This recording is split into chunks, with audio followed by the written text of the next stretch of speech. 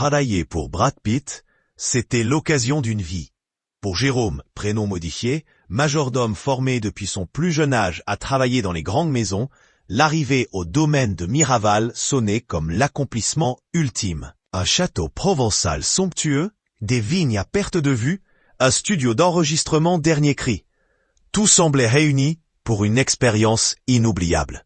Et de fait, il ne l'oubliera jamais, mais pas pour les bonnes raisons.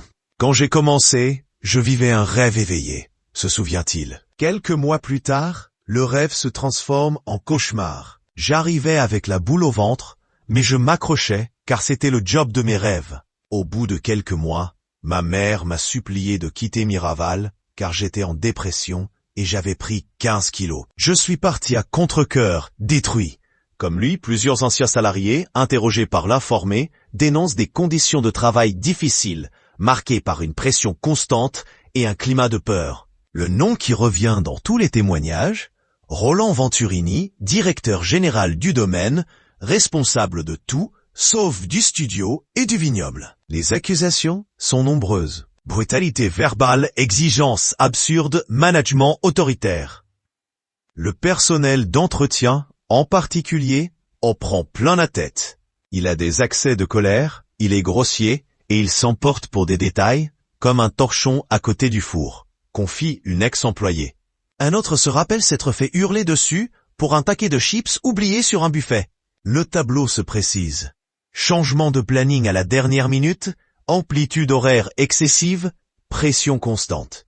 Quand j'arrivais devant le portail le matin, j'avais envie de passer ma route, résume une petite main du domaine. Les salariés redoutent particulièrement d'être convoqués dans le bureau de Venturini avec la gouvernante. C'est un moment qui consiste la plupart du temps à lister tous nos défauts et à nous faire des reproches, parfois infondés.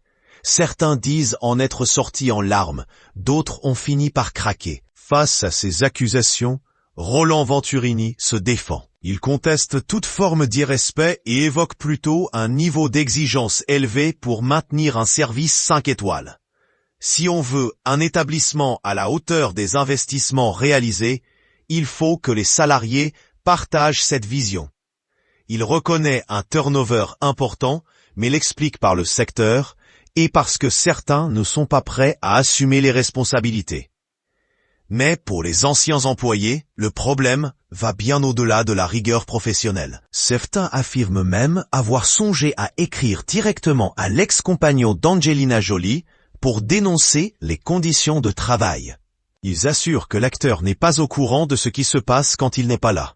Quand Brad est sur place, le directeur est doux comme un agneau, assure une ex-employée, et tout est fait pour soigner l'image. Il faut faire croire que c'est le paradis sur terre, souffle un témoin. Un détail symbolique résume l'ambiance. Les chiens du domaine.